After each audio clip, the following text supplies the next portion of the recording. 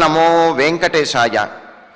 భాగ్యప్రదం భరత సోదరమప్రమేయం సుగ్రీవ సఖ్యమజితం కనకాంబరాఢ్యం భర్గేందునేత్రమతి మోహన దివ్యరూపం త్యాగోజ్వలం భజ దివాకర వంశరత్నం. భరతాగ్రజుడు సుగ్రీవుని యొక్క ప్రియమిత్రుడు, సూర్యచంద్రులను నేత్రములుగా గలవాడు అయినటువంటి శ్రీరామచంద్రునికి నమస్కరిస్తూ తదభిన్న స్వరూపుడైనటువంటి ఆ శ్రీనివాసుని యొక్క దివ్య అనుగ్రహ విశేషం చేత సమస్త మానవాళికి ధర్మ తత్పరతను సకల కార్యసిద్ధిని చేకూర్చాలన్నటువంటి సంకల్పంతో తిరుమల తిరుపతి దేవస్థానం వారు నిర్వహిస్తున్నటువంటి శ్రీమద్ రామాయణం అయోధ్యాకాండ ప్రవచన పారాయణ కార్యక్రమంలో నేటికి మనం 285వ రోజులోకి ప్రవేశించాం. ఈ కార్యక్రమంలో ముందుగా అన్నమాచార్యుల వారి సంకీర్తన అయినటువంటి వలపుల వలపుల వయ్యాళి అనేటువంటి సంకీర్తనను శ్రీమాన్ కర్రా ఉదయ్ భాస్కర్ గారు, అన్నమాచార్య ప్రాజెక్టు కళాకారులు వారి బృందం యొక్క సహకారంతో ఆలపిస్తారు. శ్రవణం చేద్దాం. ఓం నమో వెంకటేశాయ.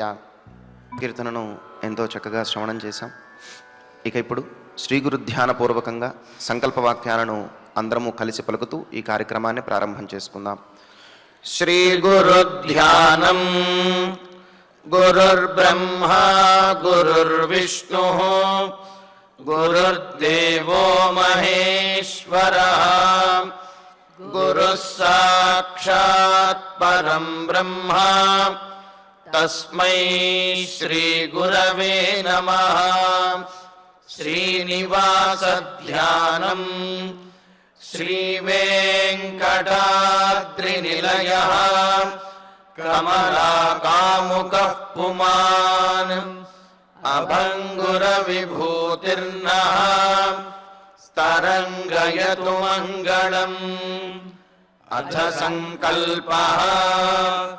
శ్రీమదాదివరాహ క్షేత్రే విరాజమానస్య శ్రీ పద్మావతీ జానేః అఖిలాండకోటి బ్రహ్మాండ నాయకస్య శ్రీరామచంద్ర రూపాంతరస్య భగవతః శ్రీ వెంకటేశ్వర స్వామినః సన్నిధౌ హనుమత్ సీతా లక్ష్మణ భరత శత్రుఘ్న పరివార సమేత శ్రీరామచంద్ర పరబ్రహ్మణః పరిపూర్ణానుగ్రహేణ అస్మిన్ భువనే సమస్తాదివ్యాధీనాం నివారణార్థం భారతవర్షే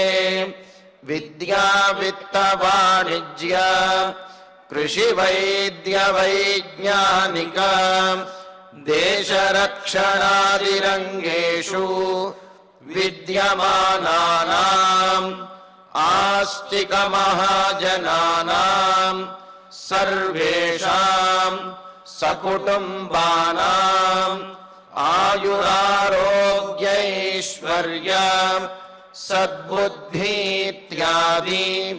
సర్వశుభఫలప్రాప్త్యర్థం ధర్మాచరణద్వారా శ్రీరామరాజ్యస్య పునర్వ్యవస్థాపనార్థం ఉద్యోగార్థినాం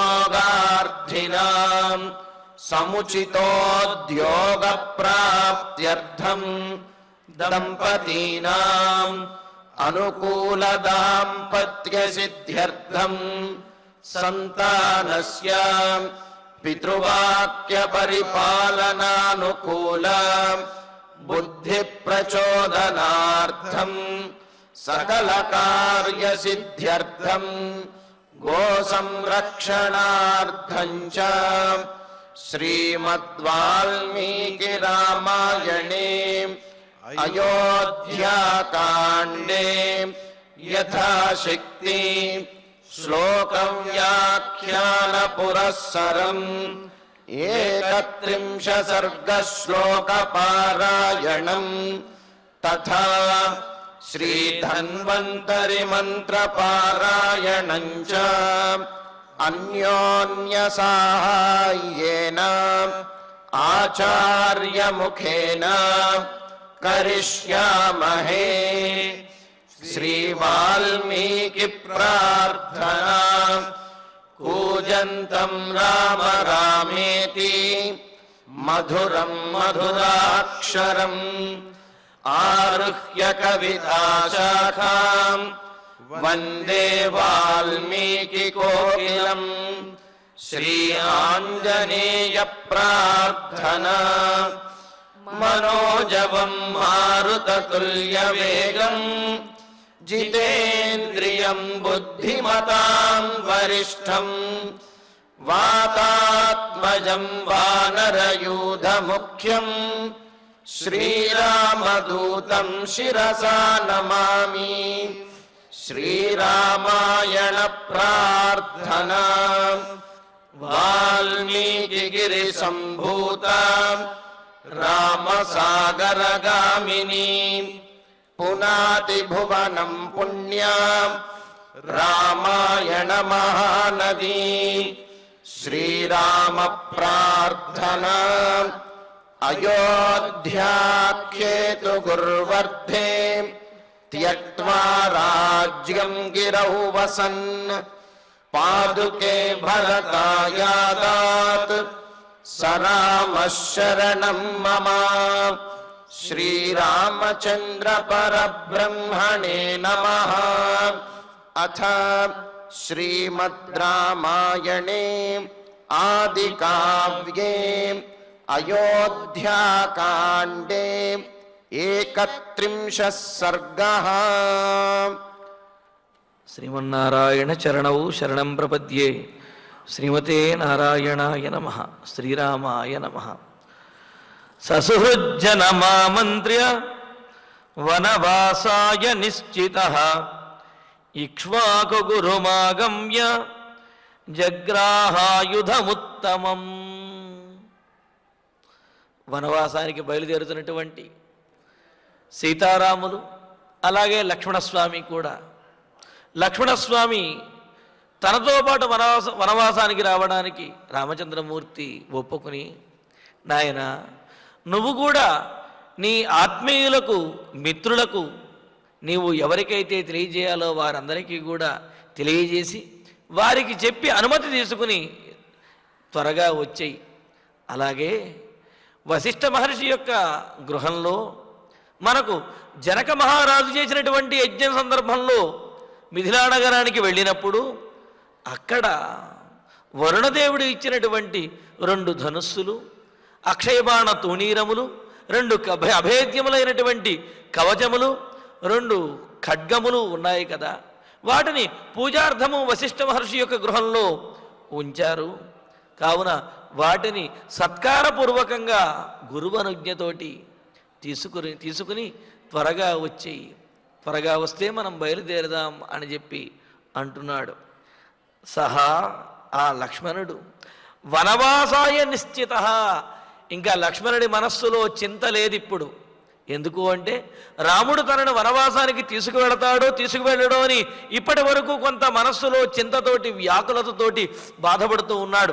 రాముడు ఎప్పుడైతే అంగీకరించాడో ఇక ఒకసారి అంగీకరిస్తే రాముడు మాట తప్పడు, కావున తనను తీసుకువెళతాడు అనే ఆనందంతో ఉన్నాడు. చూడండి, రాముడితో పాటు వనవాసానికి వెళ్ళడానికి కూడా లక్ష్మణస్వామి చాలా ఉత్సాహంగాను ఆనందంగాను ఉన్నాడు. వనవాసాయ నిశ్చిత. వనవాసానికి వెళ్ళడానికి రాముడితో పాటు నిశ్చయించుకున్నవాడై సుహృద్జనం ఆమంత్ర్య తన మిత్ర బృందమును ఆత్మీయులకు చెప్పి ఇక్ష్వాకు గురుం ఆగమ్య ఇక్ష్వాకుల యొక్క వంశగురువైన వశిష్ఠ మహర్షిని సమీపించి ఉత్తమం ధను ఆయుధం జగ్రాహ ఉత్తమమైనటువంటి ఆయుధమైన వరుణదేవుడు ఇచ్చినటువంటి దేవతలకు ఉపయుక్తమైనటువంటి దివ్యమైనటువంటిదైన ఆ ఆయుధమని అంటే ఆ ధనుస్సులను అలాగే అక్షయబాణ తుణీరములు ఖడ్గములు వీటినన్నింటినీ కూడా తీసుకున్నాడు, గ్రహించాడు. గ్రహించి ఇంకా రాముని దగ్గరికి వస్తూ ఉన్నాడు. తద్దివ్యం రాజశార్దూల సత్కృతం మాల్యభూషితం రామాయ దర్శయామాస సౌమిత్రి సర్వమాయుధం. మరి జనక మహారాజు ఆయన చేసినటువంటి యజ్ఞంలో ఆనాడు మిథిలా నగరానికి వెళ్ళినప్పుడు అక్కడ విశ్వామిత్రుడితో పాటు రామలక్ష్మణులు ఇరువురు కూడా వెళ్ళినప్పుడు ఆ యజ్ఞంలో వరుణదేవుడు స్వయంగా ఇచ్చినటువంటివి ఈ ధనుస్సులు, అదేవిధంగా ఈ ఖడ్గము, అక్షయబాణ తుణీరములు. అయితే వాటిని వినియోగించవలసినటువంటి గొప్ప అవసరము అంతవరకు రాలేదు. అవి అలా పూజాగృహంలో పూజలు అందుకుంటూ ఉన్నాయి. మరి ఇప్పుడు వాటిని బయటకు తీసుకువచ్చేటప్పటికి, వాటిని చూచేటప్పటికి లక్ష్మణునికి కూడా ఒళ్ళు పులకరిస్తూ ఉన్నది, మనస్సు ఉత్తేజితమవుతూ ఉన్నది. దాంతో ఆ ఆయుధములను తన అన్నగారికి రామచంద్రమూర్తికి చూపించి ఆనందపడుతూ ఉన్నాడు. అంతే కదా, ధనుర్విద్యాపారంగతులైనటువంటి ఇరువురు కూడా ఉత్తమమైనటువంటి ధనుస్సును చూచేటప్పటికి వారిలో ఉత్తేజం అనేది పెరుగుతుంది కదా. అలాగా వారు ఆ ధనుస్సులని వాటిని చూచి ఉత్తేజితులవుతూ ఉన్నారు. లక్ష్మణస్వామి ఈ విధంగా చూపిస్తూ ఉన్నారు. రాజశార్దూల, రాజశ్రేష్ఠుడైనటువంటి సౌమిత్రి లక్ష్మణుడు. ఇక్కడ రాజశ్రేష్ఠుడు అని ఎందుకు అన్నారు అంటే, ఆ ధనుస్సుని ఆయుధం చూచేటప్పటికి ఈయనలో ఉత్తేజం అనేది పెరిగింది. సహజంగా కొన్ని వస్తువులను చూస్తే కొంతమందికి ఉత్తేజం అనేది పెరుగుతుంది, కొంతమందికి భయం అనేది కలుగుతుంది. ఆయుధమును వినియోగించడం తెలిసినటువంటి వారికి, ఆ నైపుణ్యం కలిగిన వారికి ఆ ఆయుధాన్ని చూస్తే ఒక్కసారి చేత్తో పట్టుకుని దాని పదును బాగుందా, ఎలా ప్రయోగించాలి, ఎలా ప్రయోగిస్తే బాగుంటుంది అని ఈ విధంగా వాళ్ళు ఆలోచిస్తారు. అదే ఒక సామాన్యుడి కనుక ఆయుధాన్ని చూసినట్లయితే అమ్మో దీనివల్ల ఏమవుతుందో అని భయపడుతుంటాడు. కానీ ఆ దివ్యమైనటువంటి వరుణదేవుడు అనుగ్రహించిన అభేద్యమైనటువంటి గొప్పమైనటువంటి ఆయుధాలను చూచి ఈయనలో ఉన్న క్షాత్రం తేజస్సు ఏదైతే ఉందో అది ఉప్పొంగుతున్నది.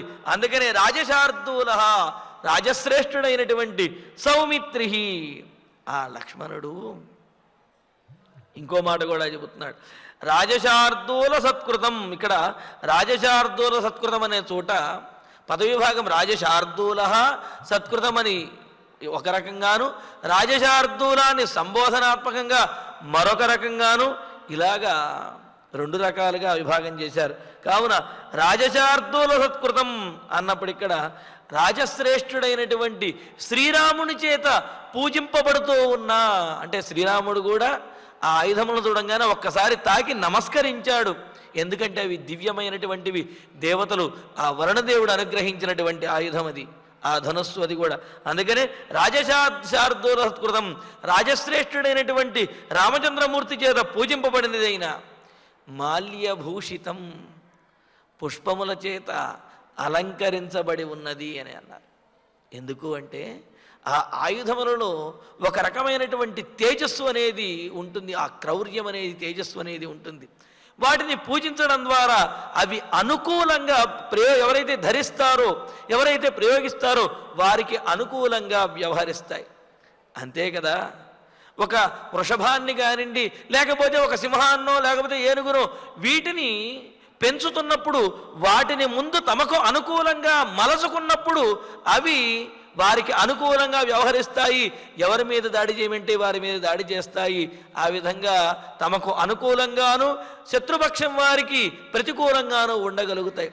అలా లేనప్పుడు అవి యజమానినే ఏమైనా చేసేటటువంటి ప్రమాదం ఉన్నది.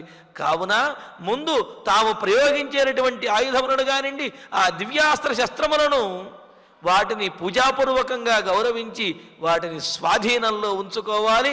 అవి సమయానికి జ్ఞప్తికి వచ్చే విధంగాను, ప్రయోగించినప్పుడు చక్కగా సవ్యంగా పనిచేసే విధంగాను వాటిని చక్కగా పూజించి స్వాధీనంలో ఉంచుకోవాలి. అందుకనే మాల్యవిభూషితం, పూలదండల చేత అలంకరించబడినటువంటి దివ్యం, దేవతా సంబంధమైన అంటే వరుణదేవుని చేత ఇయ్యబడినటువంటి తత్సర్వం ఆయుధం, ఆ ఆయుధములన్నింటినీ కూడా ఏమిటవి? 2 ధనుస్సులు, 2 అక్షయబాణ తూణీరములు, అదేవిధంగా ఖడ్గములు, అభేద్యములైనటువంటి కవచములు, వీటినన్నిటినీ కూడా పూజింపబడినటువంటివైన వీటిని రాముడు కూడా ఎంతో గౌరవంగాను అదేవిధంగా ఎంతో ఆనందంగా వాటిని వీక్షిస్తూ నమస్కరించి గౌరవిస్తూ ఉంటే అటువంటి ఆ ఆయుధ సంపత్తిని రామాయ దర్శయామాస, రామునికి చూపిస్తున్నాడు లక్ష్మణస్వామి. ఇదిగో అన్నయ్య ధనుస్సు, ఇదిగో అంబుల పొది, ఇదిగో ఖడ్గమును అంటూ చాలా ఉత్సాహంతో రామచంద్రమూర్తికి లక్ష్మణస్వామి ఆ ఆయుధములను, అంటే ఆ వశిష్ఠ మహర్షి యొక్క పూజాగృహంలో ఉన్నటువంటి ఆయుధములను ఆయన యొక్క అనుమతితో తీసుకుని వచ్చి రాముడికి చూపిస్తున్నాడు. తమువాచాత్మవాన్ రామ ప్రీత్యా లక్ష్మణమాగతం కాలే త్వమాగత సౌమ్య కాంక్షితే మమ లక్ష్మణ. రామచంద్రమూర్తి లక్ష్మణుణ్ణి మెచ్చుకుంటున్నాడు. నాయన, ఇటువంటి సందర్భంలో సహజంగా ఎవరైనా అయితే ఆలస్యం చేయవచ్చును. ఎందుకు అంటే వాళ్ళు బయలుదేరుతున్నది ఏదో విహారయాత్రకో లేకపోతే మరొక దానికో కాదు, ఆనందించడానికో కాదు. వాళ్ళు బయలుదేరుతున్నది వనవాసానికి. వనవాసానికి బయలుదేరటానికి నువ్వు చెప్పిరా అని అంటే నీ మిత్రులతోటి నీ ఆత్మీయులకు నువ్వు చెప్పిరా నాయన అని అంటే లక్ష్మణస్వామి అలా వెళ్ళి ఇలా వచ్చేశాడు. వారికి తెలియజేయటము, వశిష్ఠ మహర్షి యొక్క గృహానికి వెళ్ళి ఆయుధములను తీసుకురావటము, ఇవన్నీ కూడా చాలా అల్పమైనటువంటి కాలంలో చేసి తిరిగి వచ్చేశాడు. అంటే లక్ష్మణస్వామికి రామునితో పాటు వనవాసానికి బయలుదేరడానికి ఎంత తొందరగా ఉన్నదనేది దీని ద్వారా తెలుస్తున్నది. ఆయన ఎంత ఉత్సాహంగా ఉన్నాడో దీని ద్వారా తెలుస్తున్నది. దానితోటి రామచంద్రమూర్తి కూడా లక్ష్మణస్వామిని మెచ్చుకుంటున్నాడు.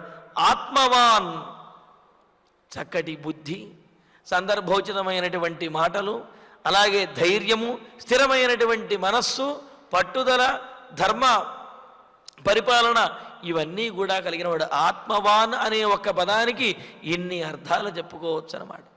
ఇవన్నీ కలిగినటువంటి రామచంద్రుడు ఆగతం, ఆయుధ సంపత్తిని కూడా తీసుకుని త్వరగానే వచ్చేసినటువంటి తం లక్ష్మణం, ఉత్సాహవంతుడైన ఆ లక్ష్మణునితోటి ప్రీత్యావువాచ, ఎంతో ప్రేమతో ఆనందంతో లక్ష్మణుని చూస్తూ రామచంద్రమూర్తి అంటున్నాడు, సౌమ్య, సౌమ్యుడమైనటువంటి సాత్విక గుణ సంపన్నుడమైన నా యందు అత్యంత ప్రేమాభిమానాలు కలిగినటువంటి లక్ష్మణ, మమ కాంక్షితే కాలే, నేను చెప్పినటువంటి కాలంలోనే, నేను చెప్పిన దానికి కనీసం ఆలస్యం ఏమాత్రం అవ్వకుండా నేను అనుకున్నట్టుగానే నేను చెప్పిన సమయంలోనే కాలే త్వం ఆగత, నువ్వు వచ్చేసావు అని అన్నారు.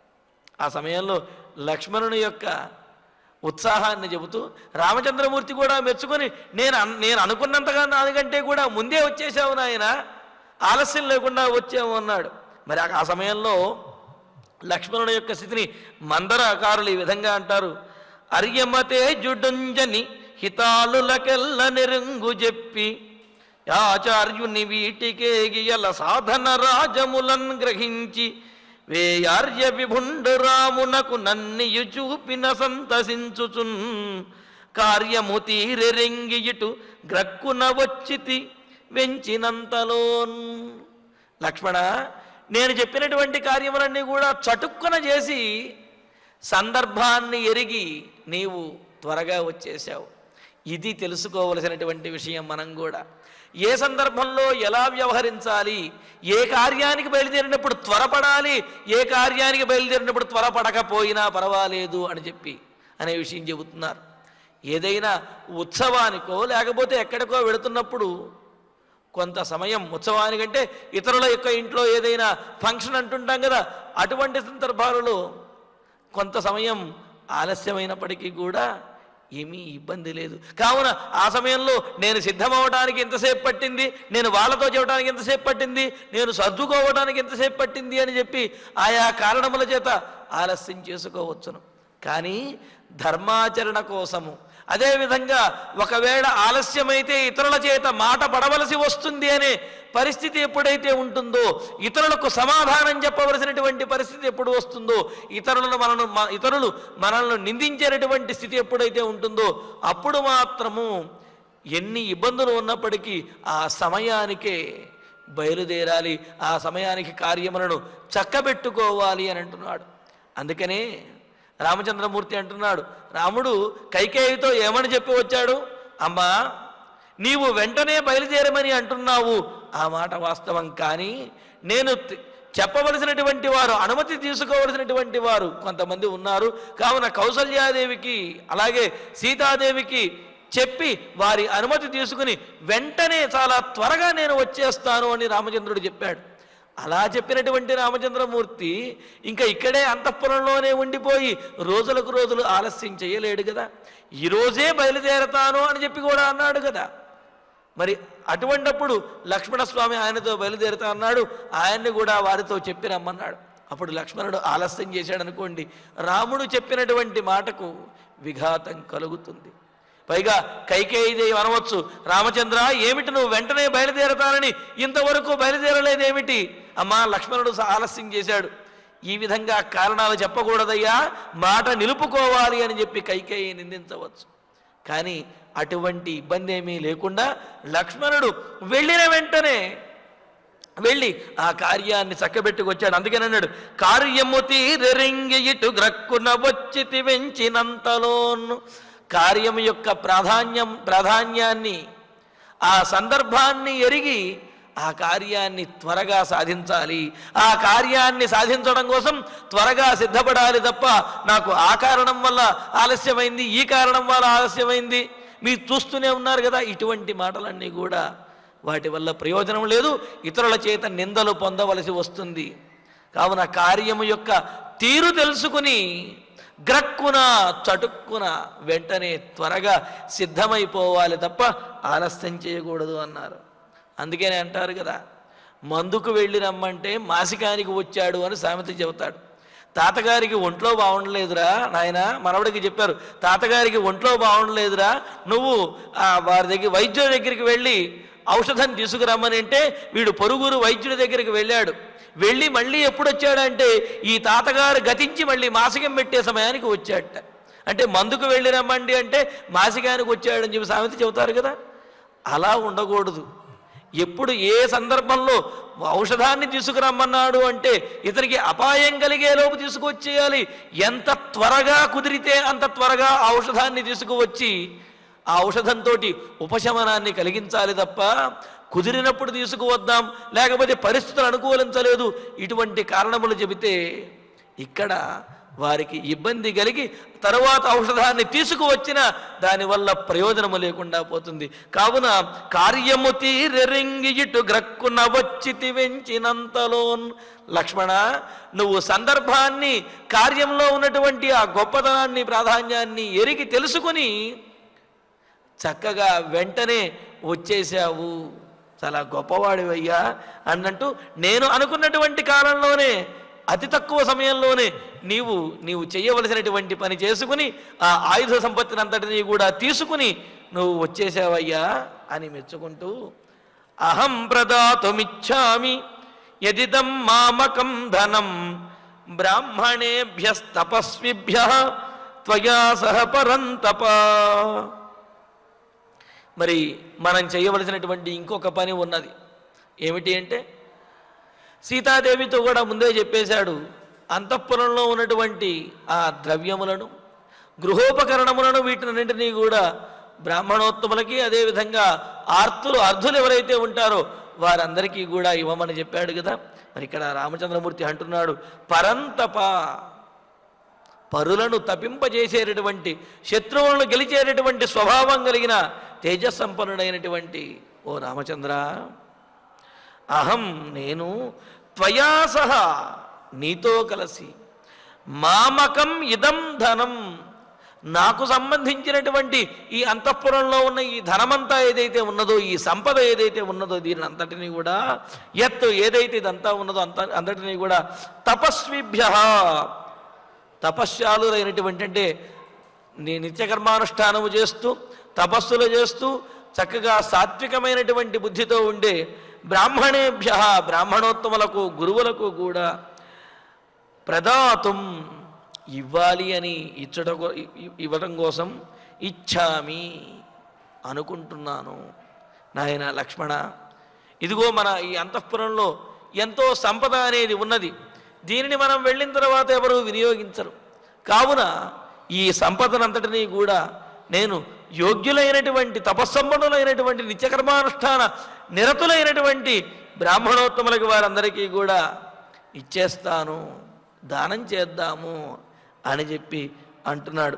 ఈ సందర్భంలో మరి మనకు కొన్ని సందేహాలు కూడా ఉంటాయి. ఇంతకుముందు కూడా మనం అనుకున్నాము, దశరథ మహారాజు యొక్క రాజ్యంలో ఉన్నటువంటి రామచంద్రమూర్తి దశరథుని యొక్క అనుమతి లేకుండా ఎలా ఇస్తాడు అనే దానికి సమాధానంగా చెబుతూ, సీతాదేవికి రామచంద్రమూర్తి వాటిని దానం చేయమని చెప్పినప్పుడు దానికి సమాధానంగా చెబుతూ, సీతాదేవికి ఆమె యొక్క తండ్రి నుండి వివాహ సమయంలో తండ్రి ఇచ్చినటువంటి ఆ సారె రూపంలో ఇచ్చినటువంటిది కానివ్వండి, తండ్రి మెచ్చుకుని ఇచ్చినటువంటి ఆ ధనము సంపద ఏవైతే ఉన్నాయో వాహనములు కానీ అవన్నీ కూడా వీరికి చెందినవే అవుతాయి.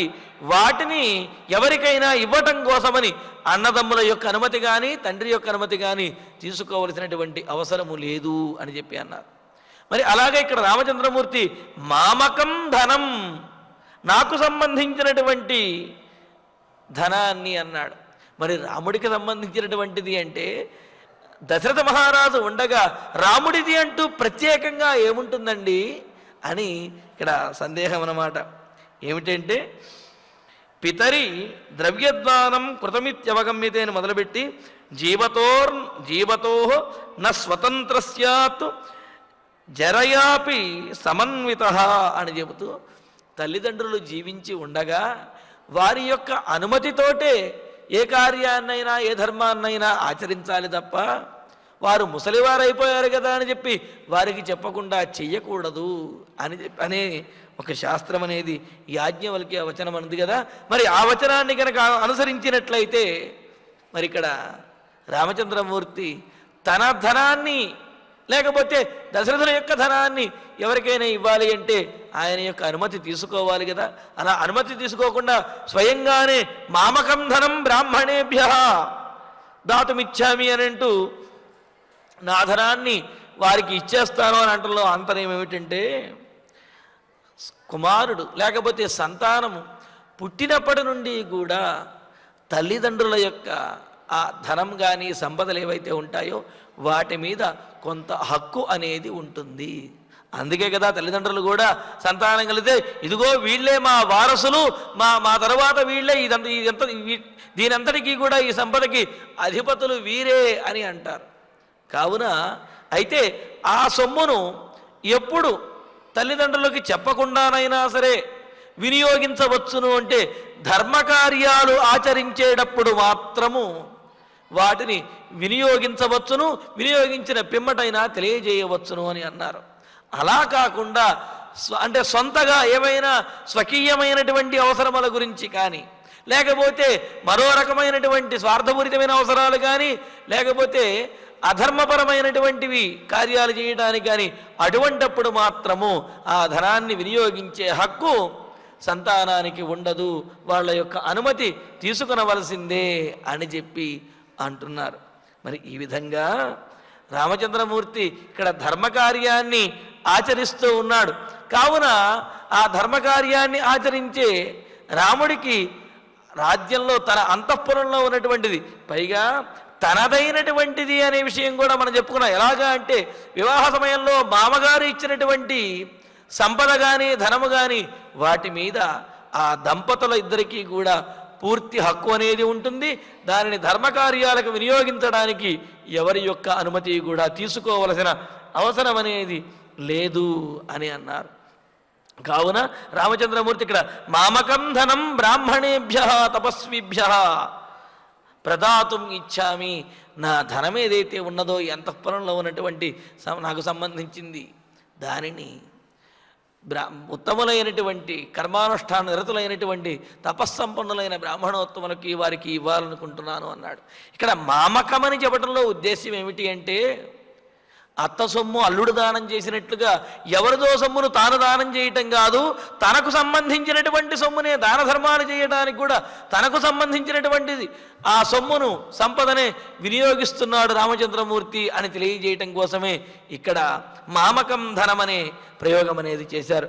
కావున లక్ష్మణ, నేను ఈ సొమ్మునంతటినీ కూడా ధనాన్ని పెద్దలకు ఇచ్చేయాలనుకుంటున్నాను అని అన్నాడు. అని వసంతీహ దృఢం భక్త్యా గురుషు ద్విజసత్తమాః తేషామపి చ మే భూయః సర్వేషాం చోపజీవినాం. ఇహ ఈ అయోధ్య నగరంలో మరి అటువంటి వారు నిత్యకర్మానుష్ఠాన నిరతులు తపస్సంపన్నులైనటువంటి వారు ఎవరైనా ఉన్నారా అంటే దానికి చెబుతున్నాడు.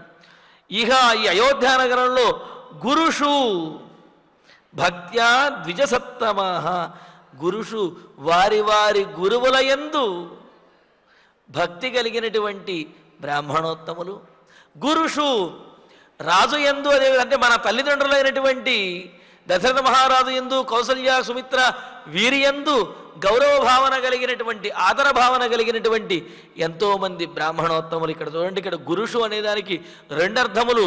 అంటే వారి ఎవరి విద్యనైతే విద్యను అభ్యసించారో వారి వారి యందు కృతజ్ఞతా భావన, పూజ్య భావన కలిగినటువంటి వారైన శిష్యోత్తములైనటువంటి బ్రాహ్మణులు అనేది ఒక అర్థమైతే, గురుషు మన పెద్దల యందు, మన పెద్దల యందు అంటే మన వంశంలో ఉన్నటువంటి పెద్దల యందు, అదేవిధంగా మనకు తల్లిదండ్రులైనటువంటి దశరథ మహారాజు, కౌసల్య సుమిత్ర కైకేయి వీరి యందు ఆదర భావన కలిగిన, గౌరవం కలిగినటువంటి వారు.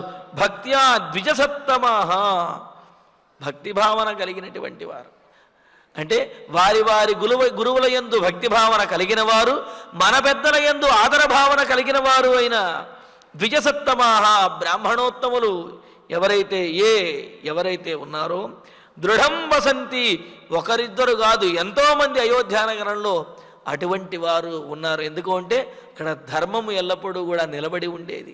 ఆ ధర్మాన్ని పరిపాలిస్తూనే ఉండేవాళ్ళు. ఎందుకు? యథా రాజా తథా ప్రజా రాజ్ఞి ధర్మిణి ధర్మిష్ఠ అని అన్నట్లుగా రాజుగారు గనక ధర్మానికి కట్టుబడి ఉంటే ఆ ప్రజలు, అక్కడ ఉన్నటువంటి పురోహితులు వీరందరూ కూడా ధర్మబద్ధులై ఉంటారు. మరి దశరథ మహారాజు కానీ, అంతకు పూర్వం పరిపాలించినటువంటి రాజులు కానీ, రామచంద్రుడు కానీ వీళ్ళందరూ ధర్మానికి కట్టుబడి ఉన్నారు. కావున ఆ రాజ్యంలో ఎంతోమంది ధర్మాత్ములు ఉన్నారు. అందుకని దృఢం వసంతి, ఒకరిద్దరు కాదయ్యా, ఎంతోమంది మన రాజ్యంలో ధర్మాత్ములు నివసిస్తూ ఉన్నారు.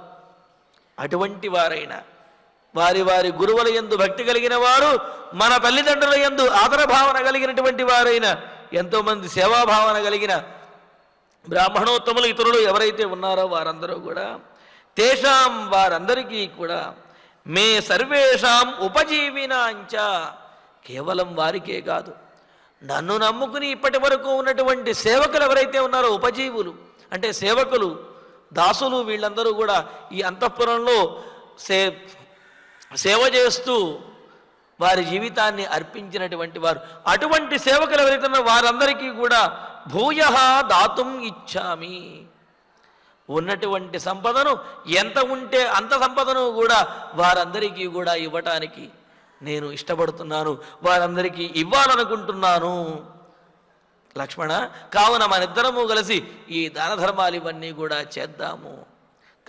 కాబట్టి ఆ అయోధ్యానగరంలో ఉన్నటువంటి ఉత్తములైనటువంటి బ్రాహ్మణోత్తములందరినీ పిలవాలి. అలాగే మరి ఆ వీరిని నమ్ముకుని ఉన్నటువంటి సేవకులు ఎవరైతే ఉంటారో వారిని కూడా దగ్గరకు పిలిచి ఇవ్వవలసినటువంటి సందర్భం వచ్చింది అని రామచంద్రమూర్తి చెబుతున్నాడు. అందుకనే అంటారు, సంపదకి 3 అవస్థలు ఉంటాయట. ధనానికి దానం, భోగ, నాశ, తిస్రః గతయో భవంతి విత్తస్య యో నదదాతి నభుంక్తే తస్య తృతీయా గతిర్భవతి అన్నారు. సంపదకి దానం చేసేటటువంటి ఒక లక్షణం, అంటే దానం ఇయ్యటానికి ఉపయోగపడుతూ ఉంటుంది. అలాగే భోగం, అనుభవించడానికి చక్కగా సుఖంగా ఉన్నటువంటి సంపదలను అనుభవిస్తూ సుఖంగా జీవించడం, అలా సుఖంగా జీవించడానికి సంపద ఉపయోగపడుతుంది.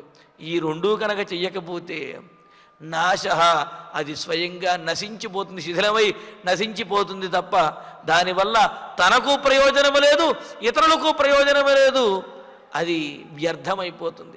కావున యో నదదాతి నభుంక్తే, ఎవరైతే వాటిని ఆ సొమ్ముని సంపదను నదదాతి ఇతరులకు అనుభవించడానికి ఇవ్వడో, నభుంక్తే పోనీ తానైనా సరే అనుభవించడో, తస్య అటువంటి సంపదకి తృతీయా గతిర్భవతి. ఏమిటి మూడో గతి?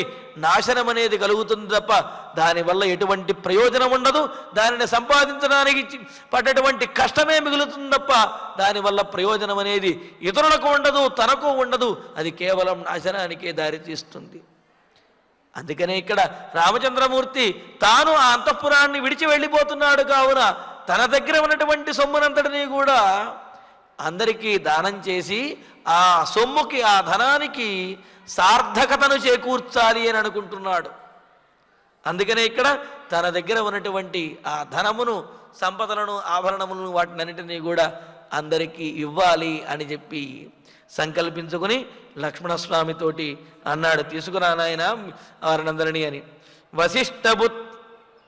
వశిష్ఠపుత్రంతు సుయజ్ఞమార్యం త్వమానయాసు ప్రవరన్ ద్విజానాం అభిప్రయాస్యామి వనం సమస్తాన్ అభ్యర్చ్య శిష్టానపరాన్ ద్విజాతీన్. వశిష్ఠపుత్రంతు సుయజ్ఞమార్యం త్వమానయాసు ప్రవరం ద్విజానాం అభిప్రయాస్యామి వనం సమస్తాన్ అభ్యర్చ్య శిష్టానపరాన్ ద్విజాతీన్. మరి అటువంటి వారైన బ్రాహ్మణోత్తములందరినీ తీసుకురావాలి కదా. మరి మొదటిగా ఎవరిని తీసుకురావాలనే విషయాన్ని చెబుతూ వశిష్ఠపుత్రం, మన కులగురువు వశిష్ఠ మహర్షి యొక్క పుత్రుడైన ఆర్యం పూజ్యుడైనటువంటి వాడు. ఎందుకు పూజ్యుడు అంటే ఆయన తాను చెయ్యవలసినటువంటి నిత్యకర్మానుష్ఠానాన్ని ఆచరించేవాడు, చేయకూడనటువంటి అధర్మాన్ని ఎప్పుడూ కూడా చెయ్యనటువంటి వాడు, స్వధర్మాన్ని విడవనటువంటి వాడు. కావున ఆయనని ఆర్యుడు అని చెప్పి సంబోధించాడు.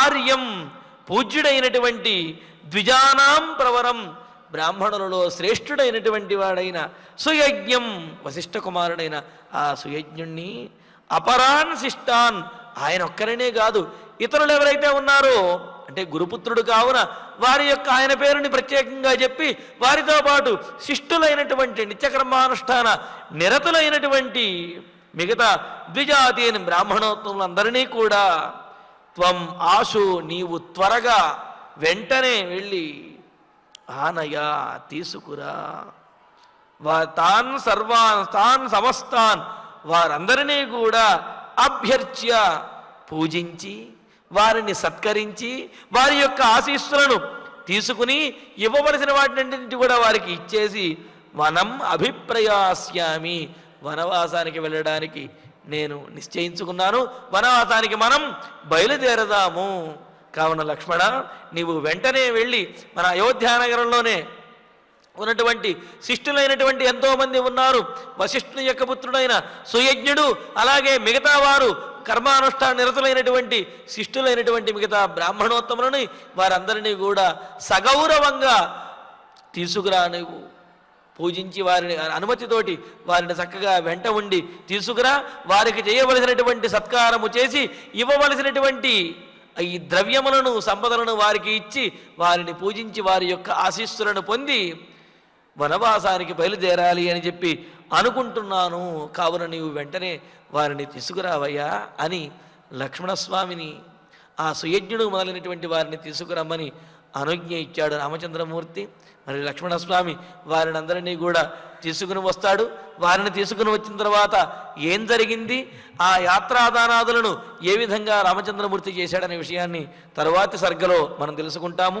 వశిష్ఠపుత్రంతు సుయజ్ఞమార్యం త్వమానయాసు ప్రవరన్ ద్విజానాం అభిప్రయాస్యామి వనం సమస్తాన్ అభ్యర్చ్య శిష్టానపరాన్ ద్విజాతీన్. ఆచార్యుడు వారి ద్వారా ఈనాటి శ్లోకాలను పారాయణ చేసుకుందాము. ససుహృజ్జనం ఆమంత్ర్య వనవాసాయ నిశ్చితః ఇక్ష్వాకుగురుం ఆగమ్య జగ్రాహ ఆయుధముత్తమం ఆయుధముత్తమం తద్దివ్యం తద్దివ్యం రాజశార్దూలః రాజశార్దూలః సత్కృతం సత్కృతం మాల్యభూషితం మాల్యభూషితం రామాయ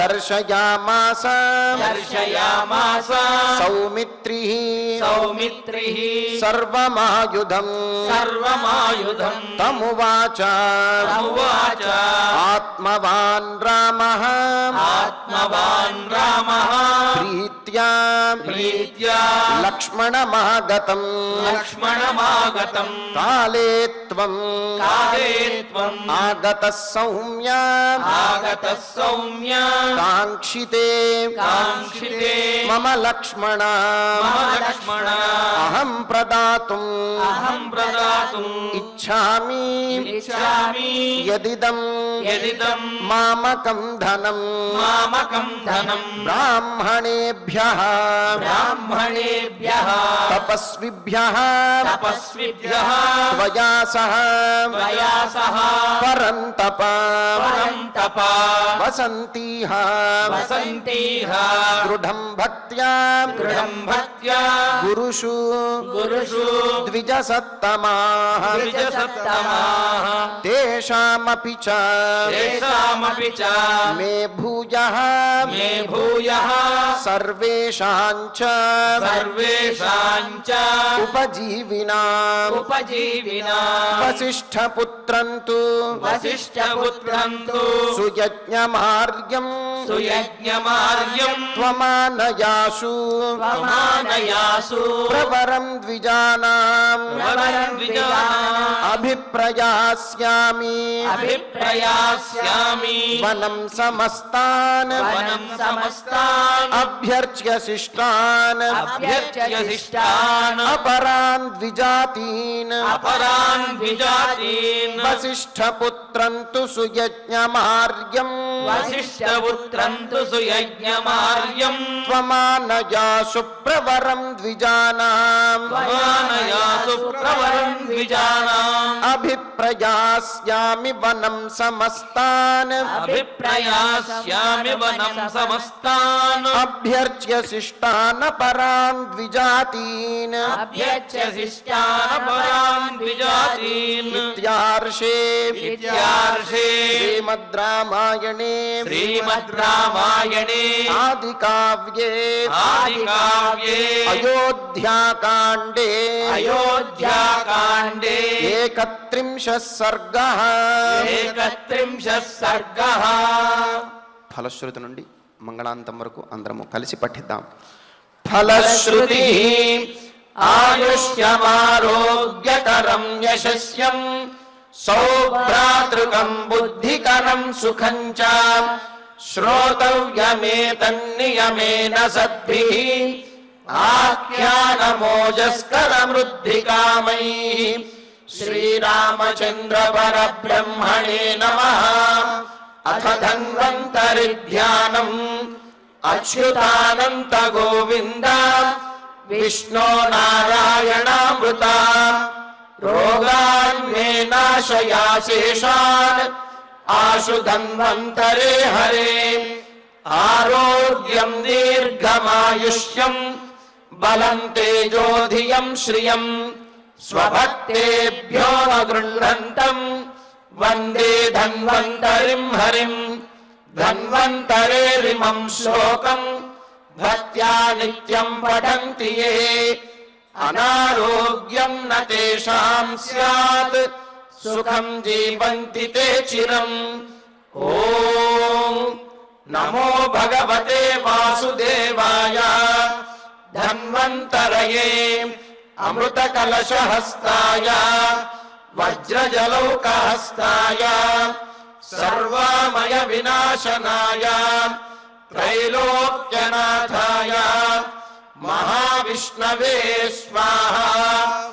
ఓం వాసుదేవాయ విద్మహే సుధాహస్తాయ ధీమహి తన్నో ధన్వంతరి ప్రచోదయాత్.